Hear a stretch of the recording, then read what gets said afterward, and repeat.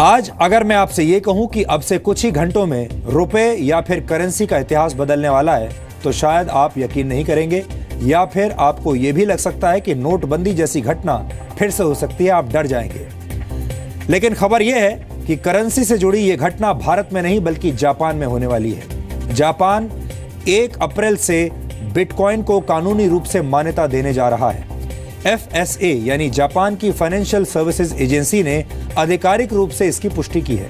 इसका मतलब यह है कि आप जापान में किसी भी तरह की खरीदारी के लिए बिटकॉइन का इस्तेमाल कर सकते हैं। बिटकॉइन के बारे में DNA में हम पहले भी बता चुके हैं, लेकिन जो दर्शक बिटकॉइन के बारे में अब भी नहीं जानते हैं, उनके मन में यह सवाल जरूर उठ रहा होगा कि आखिर ये बिटकॉइन होता क्या है।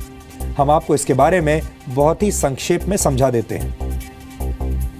बिटकॉइन एक ऐसी डिजिटल करेंसी है जो ना तो किसी को दिखाई देती है और ना ही इसे कोई छू सकता है, यानी ये फिजिकल नहीं है। आपको ये जानकर हैरानी होगी कि जिस करेंसी को कोई देख नहीं सकता, कोई छू नहीं सकता, वो दुनिया की सबसे मूल्यवान करेंसी है, क्योंकि बिटकॉइन के एक सिक्के की कीमत आज की तारीख में करीब 68,000 रुपए है। अब आप ये जानना चाह रहे होंगे कि आखिर ये बिटकॉइन कैसे काम करता है। बिटकॉइन दुनिया की पहली डिसेंट्रलाइज्ड क्रिप्टो करेंसी है जो खास तौर पर डिजिटल दुनिया के लिए बनाई गई है। बिटकॉइन का इस्तेमाल पूरी दुनिया में कभी भी और कहीं भी किया जा सकता है। बिटकॉइन के जरिए कोई भी व्यक्ति दुनिया में किसी भी व्यक्ति को रकम भेज सकता है, और सबसे बड़ी बात यह है कि इसके लिए किसी बैंक या थर्ड पार्टी एजेंसी की मदद नहीं लेनी होती।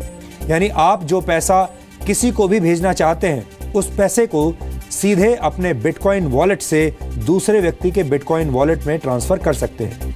दुनिया भर में इस वक्त लाखों लोग साधारण करेंसी की जगह बिटकॉइन का इस्तेमाल कर रहे हैं। फिलहाल दुनिया में पैसों के कानूनी लेन देन के लिए बैंक्स का इस्तेमाल करना पड़ता है, लेकिन बिटकॉइन एक ऐसी व्यवस्था है जिस पर किसी एजेंसी या सरकार का नियंत्रण नहीं है। बिटकॉइन के तहत लेन देन सीधे 2 लोगों के बीच होता है और इसमें बैंक इन्वॉल्व नहीं होता।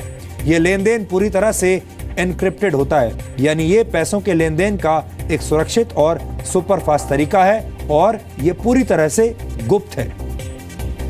हालांकि इस करेंसी के अपने खतरे भी हैं। ये पूरी तरह सुरक्षित नहीं है। अगर बिटकॉइन से जुड़ी कोई गड़बड़ हो जाती है तो किसी दोषी व्यक्ति को पकड़ना बहुत मुश्किल है। इसके लिए आप किसी सुरक्षा एजेंसी, किसी न्यायालय या सरकार के पास या किसी बैंक के पास नहीं जा सकते। कहीं कोई सुनवाई नहीं है, क्योंकि बिटकॉइन बैंक पर निर्भर है ही नहीं। सरकार का नियंत्रण ना होने की वजह से इस करेंसी की वैल्यू ऊपर नीचे होती रहती है और उसका कोई फिक्स्ड मैकेनिज्म नहीं है। लोग गलत कामों के लिए और प्रतिबंधित वस्तुएं खरीदने के लिए भी बिटकॉइन का इस्तेमाल कर रहे हैं, इसलिए इसे इस्तेमाल करना रिस्की है।